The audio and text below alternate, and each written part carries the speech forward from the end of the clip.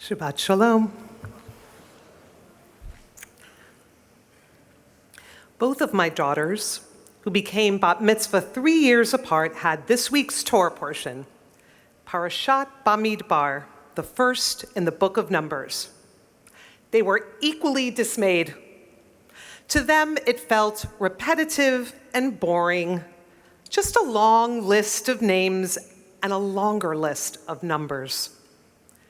They weren't wrong about the content.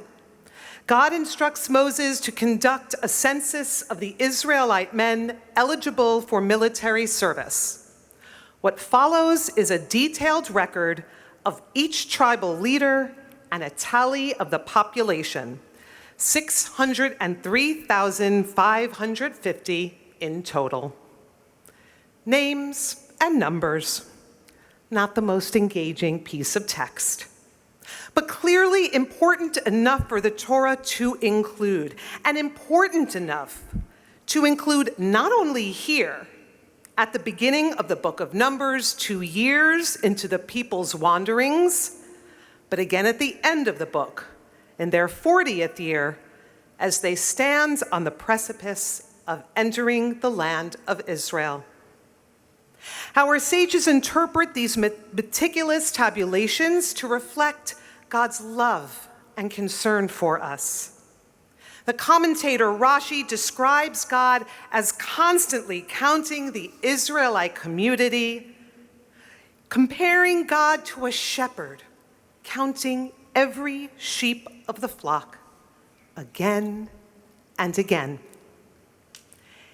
Anyone who has been a camp counselor or a youth group advisor or a teacher leading a field trip is familiar with that obsessive need to count the heads and call the names of every precious soul in your keeping.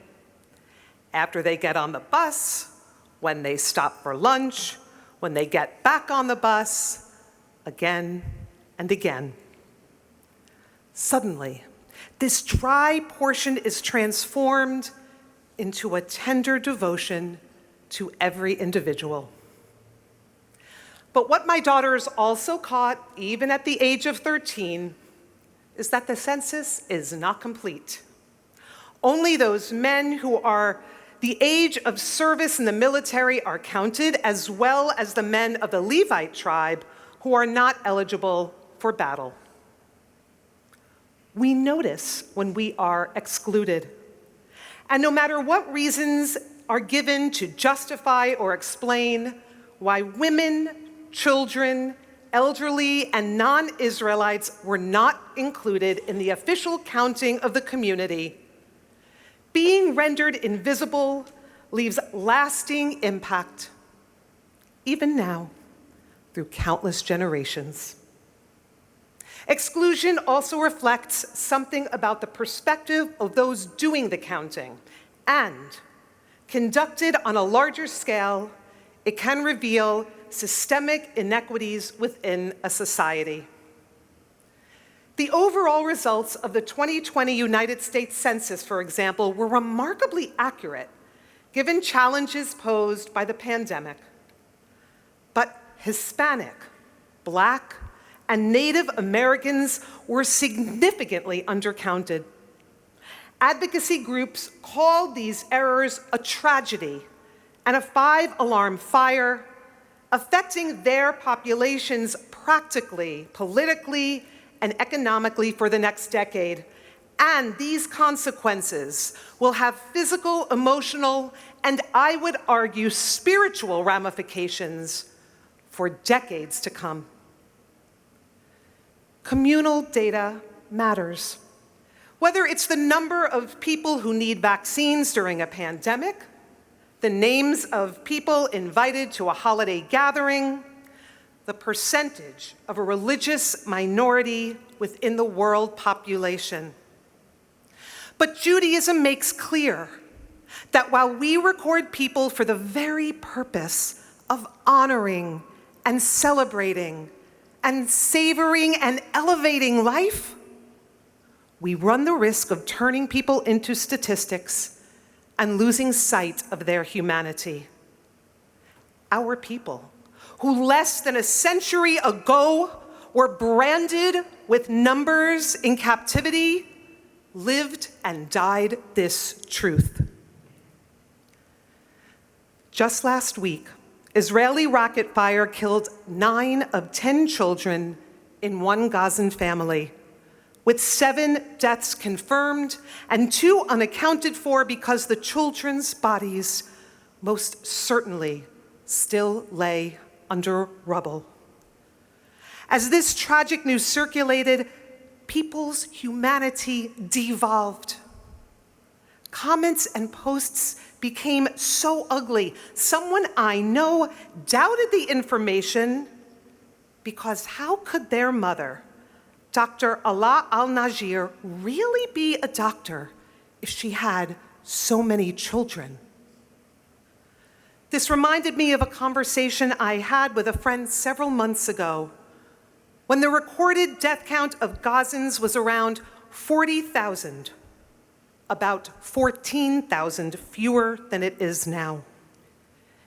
He said he didn't trust the Gaza Health Ministry run by Hamas as a reliable source of information for the consistently growing death toll.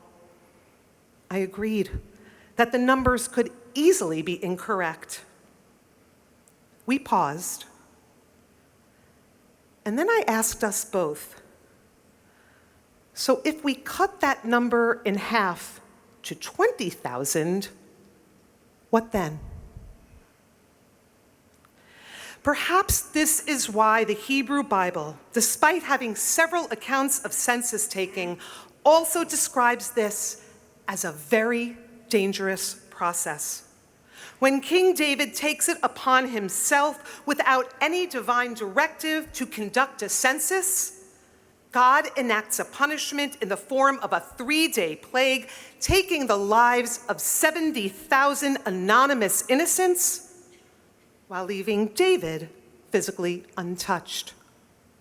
And when we read about the first census in the Bible, in the book of Exodus, we learn that every man who is included needed to pay a half shekel, described as an atonement for his soul. The coin was a symbolic effort to ward off ensuing plague that could come from counting human beings. It's strange. Those who were counted must protect themselves from the danger of doing what God commanded them to do. This seemingly contradictory logic reflects the tension and wariness of counting within Judaism. We hold the ability to count and name with callousness, and we hold the ability to count and name with compassion. A colleague recently told me about a joint program between her congregation and the neighboring Palestinian community. They wanted to address the war together in some way and unequivocally agreed that children should not, must not, pay with their lives for wars waged by adults. They planned a shared memorial for all children who perished in the conflict and decided to have posters with the pictures and names of 10 Israeli children and 10 Palestinian children. They felt more than that would utterly overwhelm. As the organizers were setting up the posters, a Palestinian woman asked, "Can we cover the children's names and just look at their faces?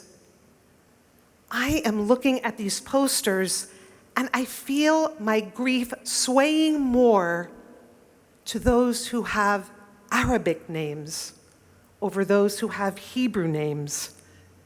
If I just look at their faces, they are all my children."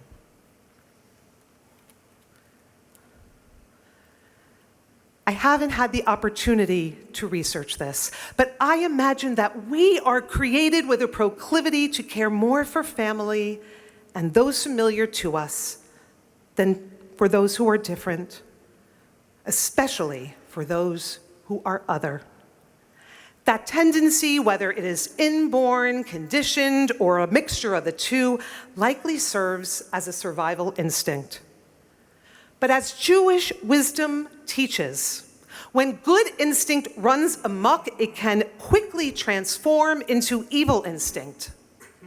Like this woman, we must be honest and alert when love or sorrow or fear or fury direct us away from valuing life towards devaluing life.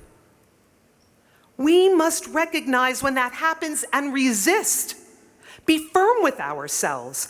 Push ourselves to feel what may not come naturally, but what is most certainly life-affirming, what is most certainly demanded by our tradition, demanded by human decency, demanded by the liberal Zionism that is the foundation to the modern Jewish state. At a rally on April 7th, 2024, 6 months after approximately 1,200 Israeli civilians, security officers, and foreign nationals were massacred, after 251 precious and precarious lives were brutally taken hostage by Hamas, Rachel Poland Goldberg addressed us. Her son Hirsch was still alive in captivity then. Even and perhaps especially in the midst of her own grief and fury, Rachel reflected that she wasn't hearing much about the hostages who weren't Israeli and Jewish. The 8 Muslim Arabs, the 8 Thai Buddhists, the 2 Black African Christians, the Catholics from Mexico, the Hindus from Nepal. People whose names we find difficult to pronounce or remember. She warned us very directly. We do an injustice when we erase these people.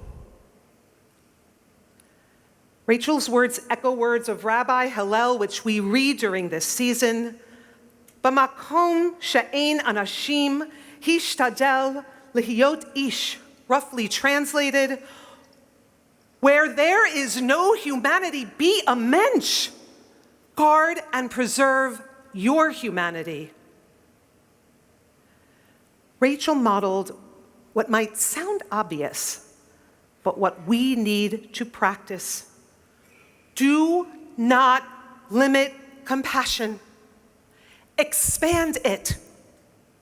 We can and we must grieve for Sarah and Yaron mercilessly gunned down in the streets of DC, while also grieving for Sidar, Lukman, Sadin, Reval, Ruslan, Jubran, Eve, Rakan, and Yahya, whose brother Adam remains in a hospital bed due to the injuries caused by the bombing that killed all of his siblings. We must stay alert.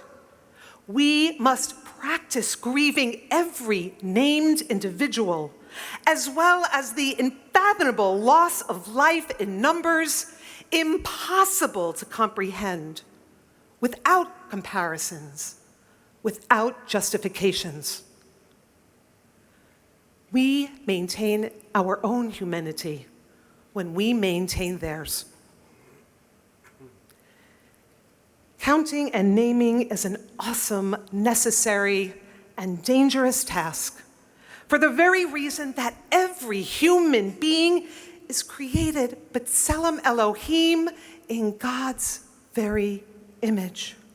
Every single one of us is of boundless worth. So when we count, we must do so very carefully with the deepest respect for life. Yehuda Amichai, Israel's beloved and unofficial poet laureate, describes this as counting with the severity of compassion.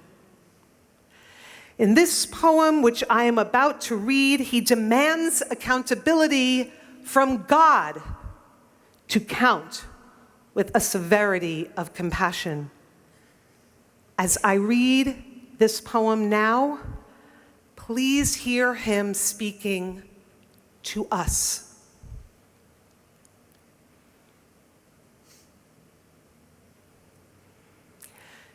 Counting with the severity of compassion. Count them. Yes, you can count them. They are not like the sand upon the seashore. They are not like the stars of the heavens in multitude. They are like lonely people on the corner and in the street.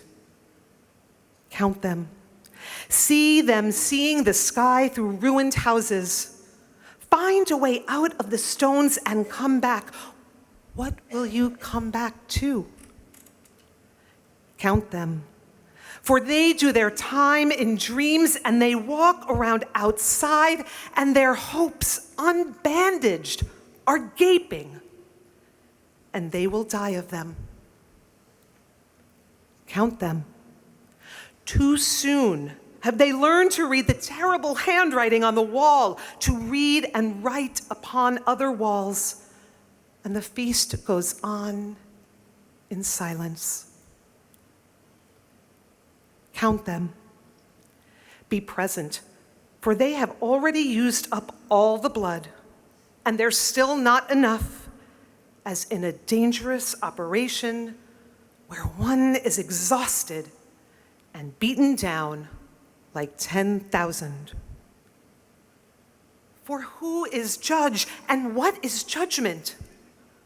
Unless it be to the full extent of night and the full severity of compassion.